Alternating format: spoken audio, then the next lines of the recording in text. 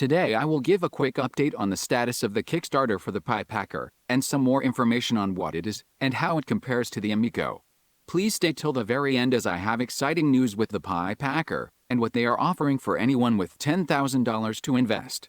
The Piepacker achieved its Kickstarter within the first 20 hours of the Kickstarter going live.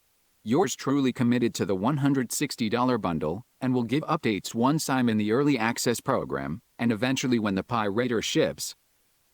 To clarify exactly what the Piepacker is, it is an online game streaming service in which you can play classic retro and modern indie games online with friends using only a browser.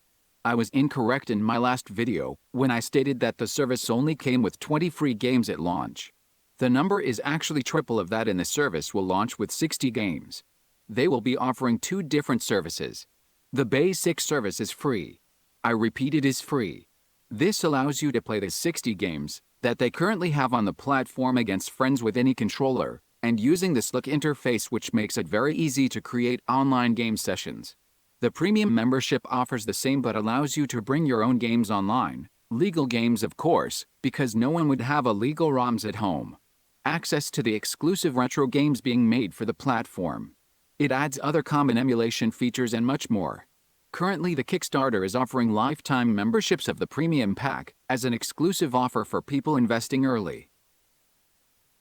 The Pi Reader is the optional, as in not necessary but need to have, add-on in which you can plug in your physical game cartridges into it and then challenge friends or strangers online in multiplayer games. You can use the Pi Reader with the free membership. This would be ideal if you want to only play the games that you already own physical copies of against friends online. Plug in your copy of NHL 94 and invite 3 of your friends to play online from their homes. The main idea of the Piepacker is an easy-to-use system for people to go online and play retro and retro style of games. How this compares with the Amico, you may ask, or maybe only puzzler/relic gamer may ask.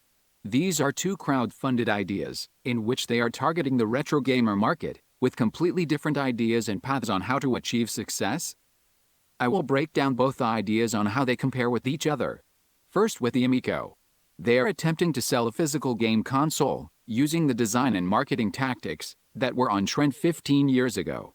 The controller is confusing, and the differentiators on what makes the games unique will require a substantial amount of investment in marketing to educate the general public on what the product is. The system also has a closed ecosystem, which limits the type of games and how they will play using the unique controller, which will limit flexibility on what they can offer. It is well documented on the hardware struggles that the company is experiencing on finalizing the design and producing the product. The product is relying on dated sales techniques targeting on creating a brand new customer base, such as running magazine ads or hoping that posters at a GameStop will generate interest. These were how games were advertised in the early 90s when the Intellivision team were relevant in the gaming industry. This is an obscenely high-risk product to invest in, as it will take hundreds of millions of dollars to market it to a large enough audience to make this profitable. They have expectations of selling 25 million consoles, as when they used the Nintendo Wii as a comparable in the Amico investors' sales pitch. To put it in perspective, the Nintendo Wii U had 13.5 million lifetime sales, and that was with millions of dollars of marketing and a billion-dollar brand in Nintendo behind it. In comparison, the Piepacker is a software company providing an online service for retro gamers. The Pi Reader is the only hardware that they are producing which is using known technology, which is easy to acquire and produce, and to program for. The service has far less obstacles and challenges in comparison, as they do not have the massive amounts of dependencies of a physical product. The marketing of the product is very clear and does not require explanations on what it is. The barrier of entry for a potential customer is far less, as the only requirement is an internet connection and a product that can run a modern-day browser. They allow you to use whatever controller that you own which can connect to your machine. The gaming ecosystem is open for all types of gamers, and the flexibility for the types of games and how you play the game is much more user-friendly. The expectations of the company are far more realistic and targeting a goal that can be reached with room to slowly grow. They understand that retro gaming is niche and that you never expect to compete one-on-one with the big 3 players in the console market. The teams behind the projects. Let's start off with the Piepacker. As you can read, the 2 main founders have a pedigree as they worked in modern-day tech at all the big players in tech these days. The support team, as you can see, all have worked at the biggest studios. The list of advisors has Kenji Matsubara, who was the former president of Sega, as of only a year ago. Advisors from Crunchyroll, Humble Bundle and Zynga, which are all big-time modern companies and that are still relevant. When you flip to the Amico side of things, then you truly see why the product seems to be stuck in a time warp. They have Tommy Tallarico, who hasn't been in the game design industry for the last 15 years. Perron Kaplan, who left Nintendo 15 years ago. Some German guy who hasn't done anything in the gaming industry since the late 90s. Jason Enos being the only person with relevant recent gaming industry experience.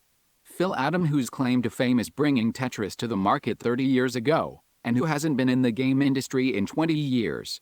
The technical support team so far has only been one guy, and a few job postings online that appear to have been vacant for months. In all of their videos, they've only shown a few of the same people over and over again, which makes it suspicious. You would think they would have the marketing person going on podcasts, the designers showing the hardware, developers showing the user interface. Instead, we see only Tommy and John Alvarado in each video. Either way, the members they do advertise being a part of the team are mostly from a long time ago.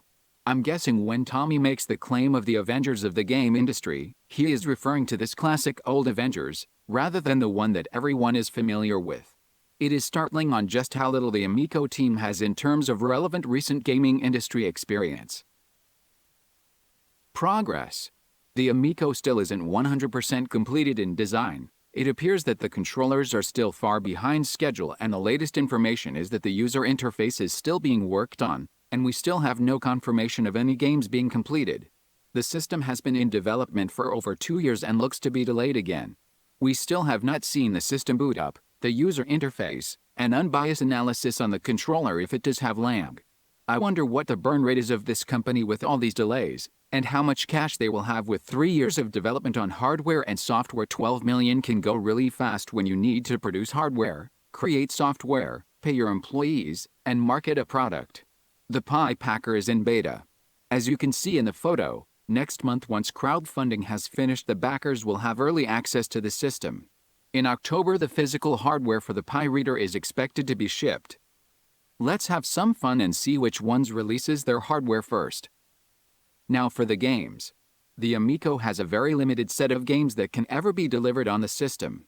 The restrictions on violence, the dependency of it being specifically designed for the Amico, and the fact that Intellivision has to financially invest into each game makes it much more difficult for them to scale and produce games for people to play.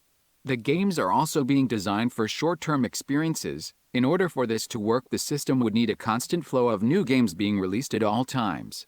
Games with limited replayability will grow old fast, and will not retain the customer's interest if there are gaps with nothing new to play. They may also be limited as a result of the oddly designed controller.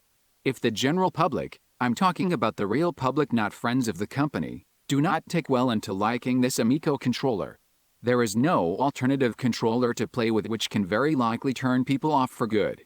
For example, I do not like using the Nintendo Joy-Con controller at all. However, I do have the option to play almost all of my Switch games with the Pro controller.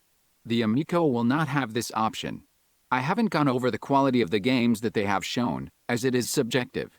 However, the analytical data and the metrics would show that the known games on the system have had little to no success on other systems.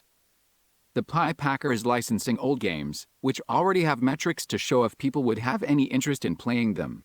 They are licensing modern homebrew games, which would come at a very cheap price for them. As far as I know, they have one game that they developed themselves called Arsène Lupin, Gentleman Bomber, which is a modern take of Bomberman mixed with Among Us. I would put the odds much more likely of people being interested in this game in comparison to people wanting to play Cornhole, where you throw a virtual beanbag into a hole. They have 60 games at launch with varying degree of quality. The most important feature they have is with the premium membership, you can import your own ROMs and play up to 1,000 plus different games from the NES, Super Nintendo, Sega Mega Drive and Genesis. The team choose to limit importing ROMs to these consoles for now to build a foundation, and slowly build up to adding the other consoles as they grow. The future plans is to incorporate board games, more indie games, and to add modern features such as achievements to classic games. Lastly, the price point. The Amico is $250 with 6 packed-in games of questionable quality. You are tethered to your television and can only use the 2 controllers that come packed in. It will have 0 online multiplayer and games will cost $10 to $20 each despite them being of mobile quality, and only a few of them providing long-term single-player experiences. The games are supposedly designed with multiplayer as the focus. It is unclear on the cost of buying 2 additional controllers for the system. The Piepacker can be as low as free and has various pledging levels that can go up to $10,000. We will get to that in a bit. At this point they are selling lifetime memberships for $100. You can play any ROM that you import into the system, and as well you can play all the games on the streaming service which they are planning to expand over time. A one-time cost only. The system supports any controller that you can use on your device. This can be anywhere from really basic and cheap to very expensive. You can use gamepads, console controllers, arcade sticks and more than likely the PS2 Res vibrator. You can play this service anywhere you go that has a browser. You can play at work, play at home, play at your friends, play at a hotel. It is possible to buy the premium service, an Android box to connect to your display, 2 controllers at a lesser price than $250. Final thoughts. Intellivision took the absolute worst path for success and should have looked at what Microsoft, Sony, Google and Apple have been attempting to do lately with game streaming. They should have looked at the Apple Arcade and tried to do something similar on a much smaller scale, closer to the scale of the Piepacker. On the Piepacker's Kickstarter page, they have a similar message about bringing people back to playing games together like the old days, but unlike the Amico they are supporting both locally, online and a mixture of the two. I like using this comparison as an example of what happens when you have people in touch with trends and reality, versus people who are out of touch and dreaming that they can sell 25 million consoles similar to the Wii, as Tommy said in the Investors video. The Piepacker knows its role as a niche product and is aiming low at a realistic goal in hopes to slowly build into a community that can expand over time. The Amico is shooting for the stars at a completely unrealistic goal and have such a cloudy and challenging path that it's near impossible to think that it will ever succeed. Bonus scene. One of the Kickstarter pledges that you can make is for $10,000. Apparently some die-hard fans are willing to drop $10,000 on unproven gaming products. With the Piepacker for $10,000 you get a trip for 2 people to spend a week in France with the developers. You will get producing credits, be a character in a game, and a whole bunch of other goodies that come with a product. I'm not sure about you, but for me a week in France sounds like a better value than visiting an empty warehouse and taking a ride in a Ferrari for $10,000. That's my thoughts for today. I'll post more Piepacker videos as I gain access and have time with the service.